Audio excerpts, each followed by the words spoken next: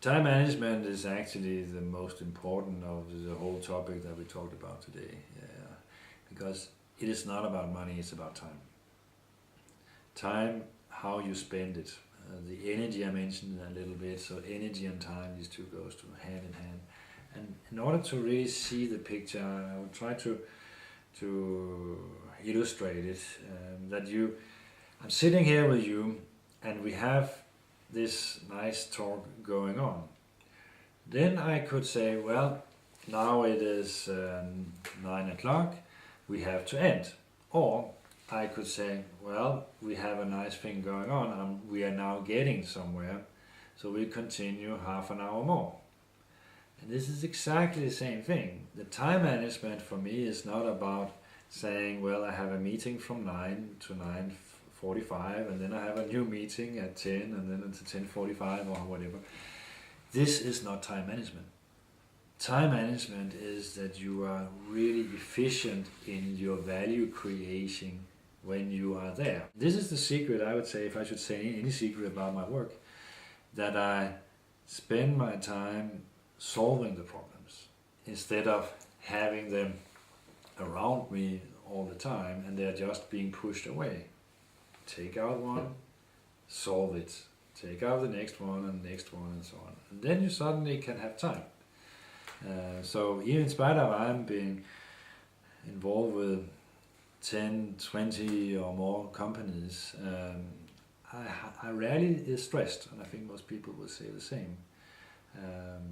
Simply because there is no burning issues, and if there is, I will make the time now to solve that burning issue.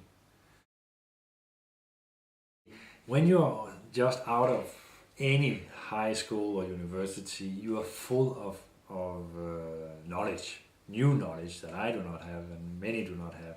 This is the great thing about being fresh out of a university, that you have the latest knowledge.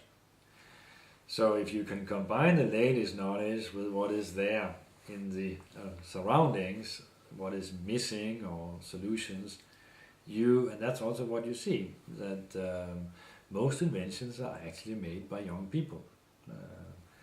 So you have the ideas, link up to people that have the skills to make it into something. That was going back to my many mistakes, this was one of them, that I simply do not understand how to, I had the ideas, I had the inventions, how to profit from them, how to set up the right team, how to get the investors, how to do all this in a good way.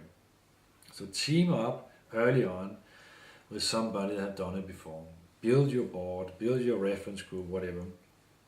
You as a young person, entrepreneurial guy or girl, you have the ideas, the future ahead of you, and have the patience. That was another mistake I've done. It takes 10 years, I'm sorry, but it takes 10 years till you have most likely exited your idea and made it big.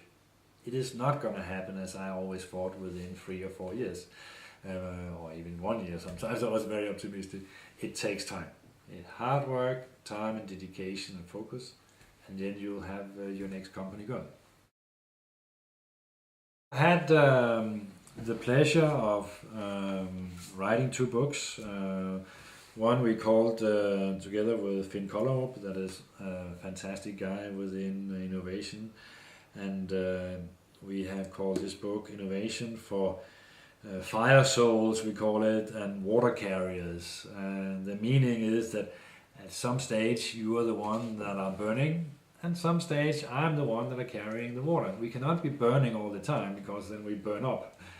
We need to carry the water for other people, and we need to burn ourselves in between. The idea with this book is really to get in behind the scene of innovation.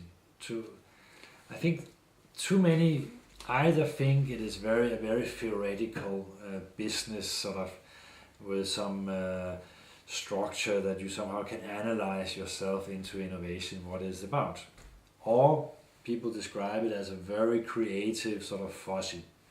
And we have tried to combine this view and try to get behind the scene of innovation. What is it really that drives you. Why are you getting the ideas? Why are some not getting the ideas? Why is some not carrying the idea to an end? I believe that everybody has done several inventions in their life. So that's some guidelines on that. There's some practical tools on how you become more innovative. There's also group things that you can do and how you build a company and so on. But it is also written to entrepreneurs. That means that it's not too boring to read, I hope. It is important that we have more entrepreneurs. We need the dynamics in our society. Denmark as a nation, Scandinavia as a region, we do not have a lot of natural resources. It's all in our minds, and this is where we are strong. Innovation is deeply anchored, in my opinion, with democracy.